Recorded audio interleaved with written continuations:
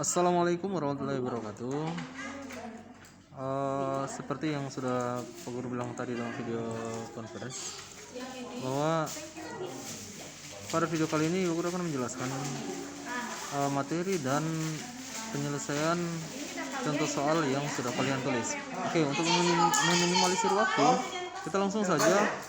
Materi yang kita akan bahas ini tentang limit fungsi trigonometri. Oke, pada dasarnya materi limit fungsi trigonometri merupakan materi lanjutan dari fungsi maupun persamaan trigonometri yang kalian sudah pelajari waktu kelas 2. Oke. Iya, kita langsung saja. Di sini ada rumus trigonometri. Jadi rumus trigonometri itu ada 5 bentuk rumus dengan ada beberapa option rumus juga di situ. Iya, rumus yang ada ini merupakan rumus yang lagi-lagi sudah kalian pelajari pada pertemuan sebelumnya. Sengaja direview kembali karena memang masalah-masalah atau soal-soal yang akan muncul dalam limit fungsi trigonometri akan berkaitan dengan rumus yang rumus dari nomor 1 sampai dengan nomor 5. Oke. Nanti begini, biar lebih efisien kita langsung bahas soal, nanti kita akan kaitkan ke rumus yang ada di atas. Oke, kita langsung saja. Contoh yang bagian A. Untuk sementara kita batasi dulu. Untuk contoh yang kita bahas itu contoh yang bagian A dengan B. Nanti setelah langkah demi langkah penyelesaian contoh ini, makanya kita sangat harapkan supaya adik-adik sekalian ketika menonton video ini agar catatannya itu tidak jauh dari proses kalian nonton video. Oke, biar mudah kalian memahami. Jadi kita akan batasi dulu dua contoh soal karena kemungkinan besar untuk tugasnya itu kita akan sesuaikan dengan contoh soal saja yang bagian A dan bagian B. Kita langsung saja yang bagian A. Limit X mendekati 0 sin 2X per sin X. Itu begitu cara membaca soal untuk limit X mendekati 0. Jadi arah panah itu mendekati 0 dan seterusnya. Oke, lanjut. Sama dengan limit X mendekati 0 dari kita fokus saja ke pembilang ya. Pembilang 2 sin 2X berubah jadi 2 sin X cos X. Ini makanya kita akan kaitkan dengan rumus yang ada di atas ya. Perhatikan rumus yang di bagian kedua, opsi pertama. Rumus sudut terangkap, opsi yang pertama. Sin 2A sama dengan 2 sin A cos A. Ingat, rumus trigonometri merupakan ketetapan. Itu sudah seperti itu, oke? Sin 2A sama dengan 2 sin A cos A. Ingat variabel kalau di rumus menggunakan variabel A, kalau di soal menggunakan variabel X, itu tidak berpengaruh ya. Kita langsung kembali ya, sehingga penjabarannya jadi 2 sin X cos X per sin X tetap sama. Boleh paham sampai situ? Oke, kita lanjut.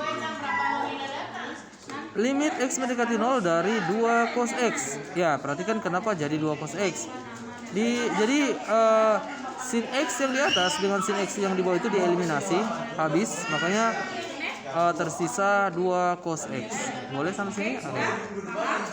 Kemudian ini dia. Jadi pada dasarnya penyelesaian limit fungsi trigonometri kita menggunakan metode substitusi. Masih tahu kan metode substitusi itu seperti apa?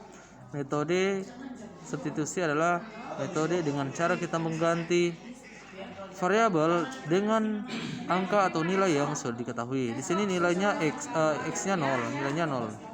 Kita ganti variabel X dengan 0. Makanya kita peroleh 2 cos 0.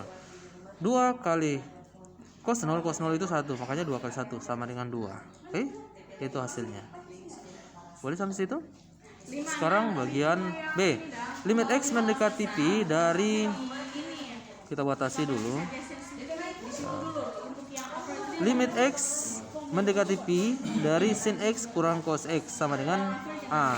Kalau dalam soal yang bagian B kita langsung substitusi saja nilai X dengan Pi. Kenapa? Karena memang tidak ada rumus yang berkaitan dengan soal yang ada di sini. Rumus yang di atas tidak ada yang berkaitan dengan soal ini. Jadi kita langsung substitusi saja.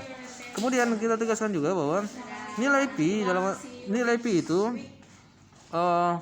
kalau nilai pi itu ada dua bernilai, ada dua nilai.